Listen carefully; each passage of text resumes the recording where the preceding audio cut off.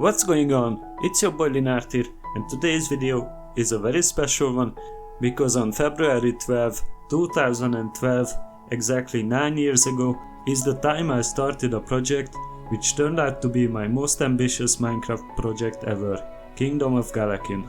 I will take you through the history of the map and what happened during these 9 years, and since a lot of people asked for it, as a bonus, I'm releasing the map for everybody to download it for all platforms.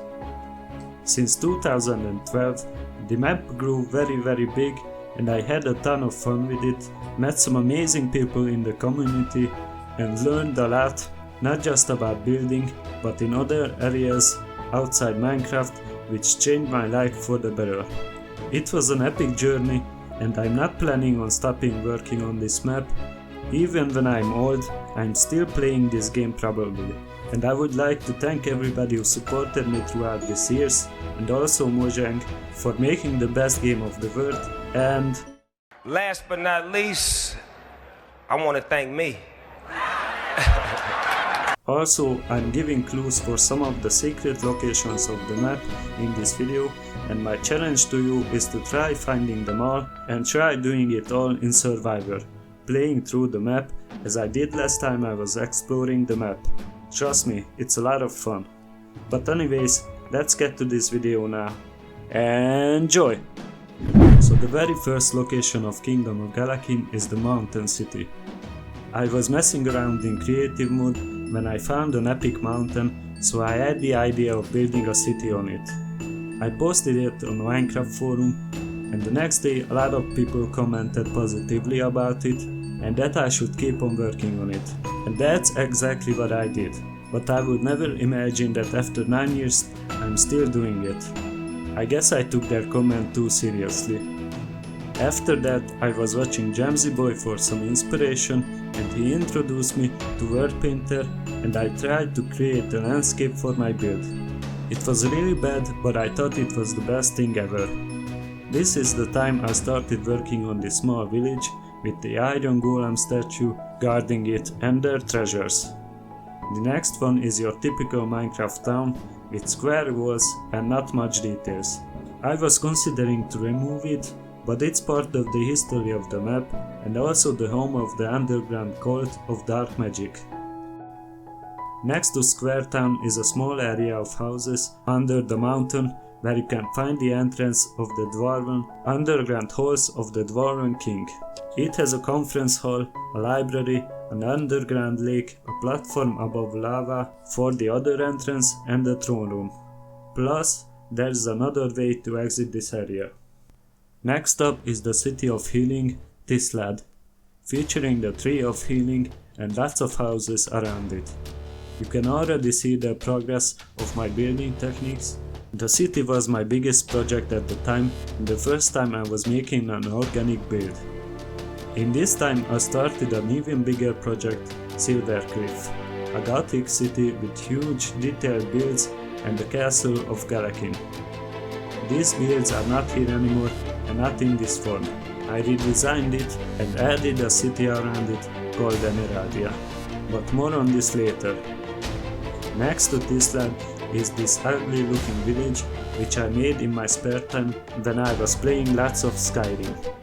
Actually, it was a vanilla Minecraft village with added details and more houses. What's more interesting is the mountain top above it where I built this Skyrim inspired temple. I dare you to explore it in Survivor. Next up is the Egyptian city Addis, which I redesigned a lot of times throughout the years. This is the reason it doesn't fit well together, and I'm actually doing a complete rebuilding of it from scratch at the moment for the 1.7 update of the map. Then we have another gothic build, a town called Deepshade. At this point I'm starting to find my own unique style of building and enjoying every bit of it. This is the first time I actually made a ship from scratch, and also my brother built a house here too. Then we have finally reached the city most people are familiar with, Wycliffe, the city of knowledge. This megacity blew up the whole map on Reddit back when I was building it for 4.5 years already.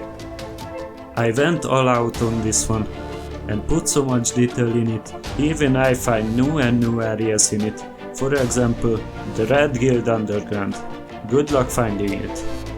The city has three main parts: North Wycliffe with the outside town, the farms, the arenas, plus the library and the university.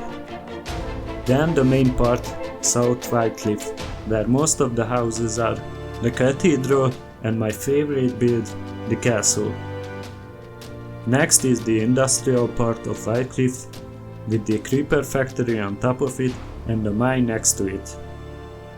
At this time I was contacted about a possible RPG server we could make with my map, and since this was my plan for years, I took the offer. Sadly, we had to shut it down eventually, but we had a lot of fun and I met some awesome people. At this time I was making some other builds, of course, on the map, like the server spawn, the Nordic village with the help of Callum, and another member made this epic castle above it all. Callum also made a village somewhere on the map, but sadly we couldn't find it. Also, I made a village called Northwold, close to Wycliffe. I was uploading couple of time lapses and cinematics to YouTube at this time, but I was a newbie in this area and found really difficult making each video, and it took a lot of time, so I gave up after a couple of videos. I decided that from now on I'm only building just for fun and let my creativity flow without worrying about making videos. 2.5 years later, I finished my biggest, most detailed city ever. So far. The city of wealth called Emeraldia, built from the old Silver Cliff city, but added hundreds of houses and mega builds around it, with much attention to detail and design. This one is truly my masterpiece, and it's so big it took 2.5 years. I won't show everything about it now. I released some videos about it when I was done, so please check those out. But this is the end of the latest 1.6 update of the map, which brings us to my current projects on the map and the 1.6.5 special release, which contains the current progress of Addis with the finished village Jabu and the working progress Port District Sanun. Then we have a brand new Nether map, Crimson Empire, all connected to Kingdom of Galakin and with plenty of builds in it. Then I included on the map my redesign of Good Times with Scars, Mayor Office building from Hermitcraft Season 7, the Giant Hole and the end of it in the Nether, and finally the Creative Mega Base with the main spawn and the Entity Exhibit Center. I think that is all, but I probably forgot to mention some builds on the map, which is why you will have to explore it for yourself. Bring in some friends and play through it in Survivor, or just fly around in creative mode, or put down millions of TNT and blow it all up to the end. The good news is I converted the map to all available platforms, so you can enjoy it on Java, Windows 10, Pocket Edition, PlayStation, Xbox or Wii. But that's it for today's video, guys. If you enjoyed it, please consider hitting the like button and subscribing. Let's reach 2 likes and I will keep on building this map forever, and I take you guys with me on this journey. Thanks for the support, and I see you on the next episode. Goodbye!